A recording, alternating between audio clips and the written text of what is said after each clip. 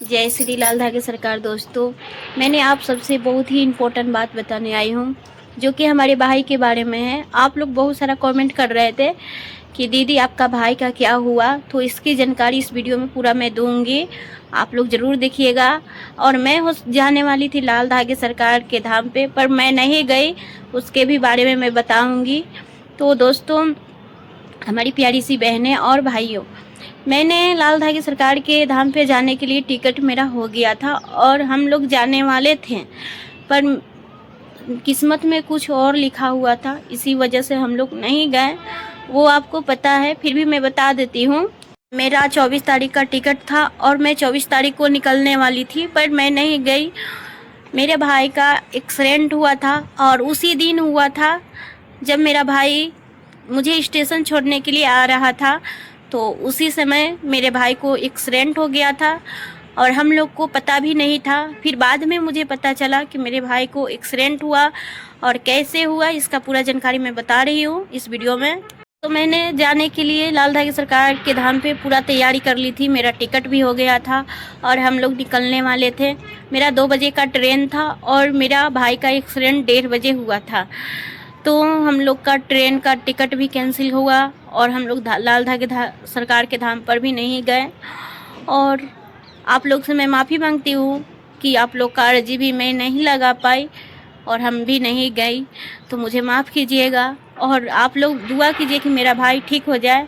और मेरे भाई को हॉस्पिटल से छुट्टी मिल गया है, अभी टाका नहीं कटा है।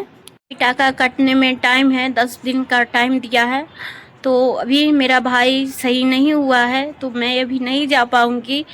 तो आप लोग मेरे भाई के लिए दुआ कीजिएगा। और मेरे भाई का कैसे हुआ और कैसे नहीं हुआ, ये इसका मुझे कुछ भी पता नहीं था। जब मेरे भाई को एम्बुलेंस वाले को कोई कॉल कर दिया था, हाँ, एम्बुलेंस को बुला दिया गया था जब मेरा भाई का एक्सीडेंट हुआ था। फिर वहाँ से मेरे भाई को लेके चला गया था एम्बुलेंस, वहाँ हम लोग कोई भी पहुँचे नहीं थे। उसके बाद में हम लोग का खबर आया, जब फ़ोन आया हॉस्पिटल से, तो पता चला कि मेरा भाई का एक्सीडेंट हो गया है।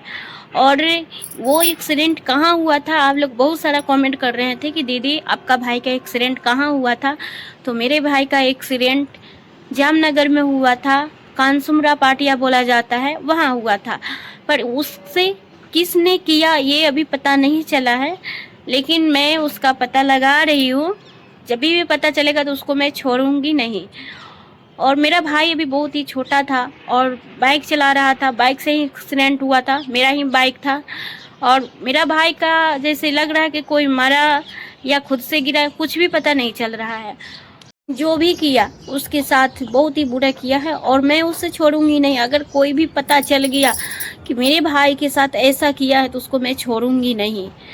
और मैं अभी हॉस्पिटल से ही, कल मेरा भाई का छुट्टी मिला है और भाई अभी घर पर है और पट्टी बदला रहा है, ड्रेसिंग चालू है और इंजेक्शन चालू है, लेकिन अभी सही नहीं हुआ है। मेरा भाई उतना छोटा था, किसी को क्या बिगाड़ा था, जो उसके साथ इस हालत पहुंचाने वाले को तो मैं छोड़ूंगी नहीं। पर मैं अभी लाल धागे सरकार के धाम पे नहीं जाऊंगी। अगर आप लोग जा रहे हैं तो मेरे नाम से अर्जी लगा दीजिएगा। आप लोग दुआ कीजिएगा कि मेरा भाई जल्दी से ठीक हो जाए और मेरा भी मनोकामना पूरा हो।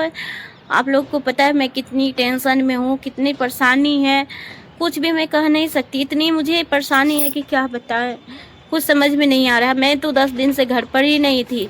मेरा जाने का टिकट भी कैंसिल, मेरा टिकट का भी कैंसिल हो गया, उसका भी लॉस हुआ, मेरा गाड़ी का भी लॉस हुआ, मेरे भाई का भी इतना शरीर पूरा लग गया है कि क्या बताएं।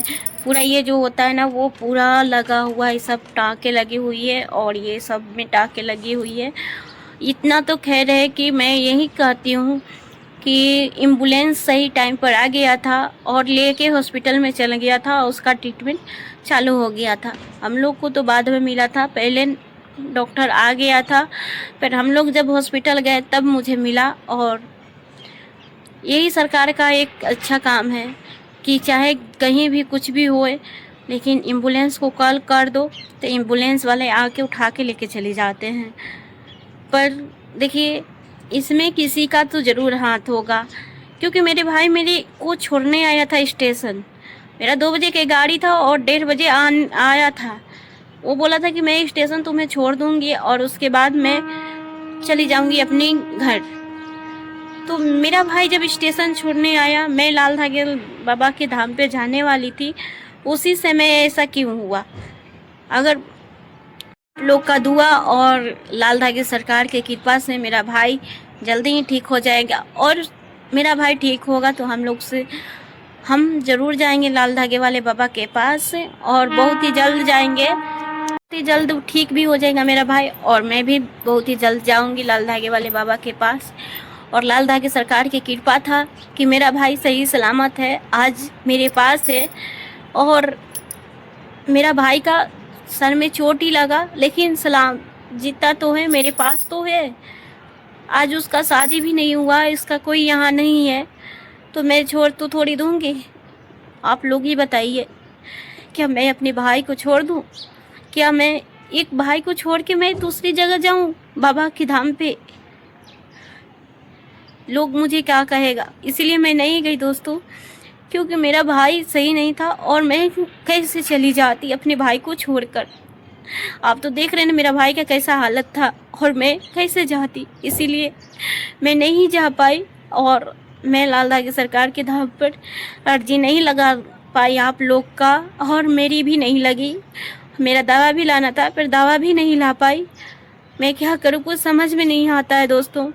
अब कोई अच्छा काम करना चाहती हूँ तो मेरे साथ ऐसा ही होता। जब भी मैं अच्छा काम करती हूँ, जब भी सोचती हूँ कि कुछ मेरी ज़िंदगी में अच्छा हो, तो मेरे साथ एक मुसीबत खड़ी हो ही जाता है। ऐसा लगता है ना कि भगवान भी मेरी परीक्षा ले रहे हैं, कि क्या ले रहे हैं। इतनी तकलीफ़ देते हैं ना ज़िंदगी में कि मैं जीने की इच्छा भी छोड़ने को मंजूर हो जाता है, ऐसा लगता है मुझे।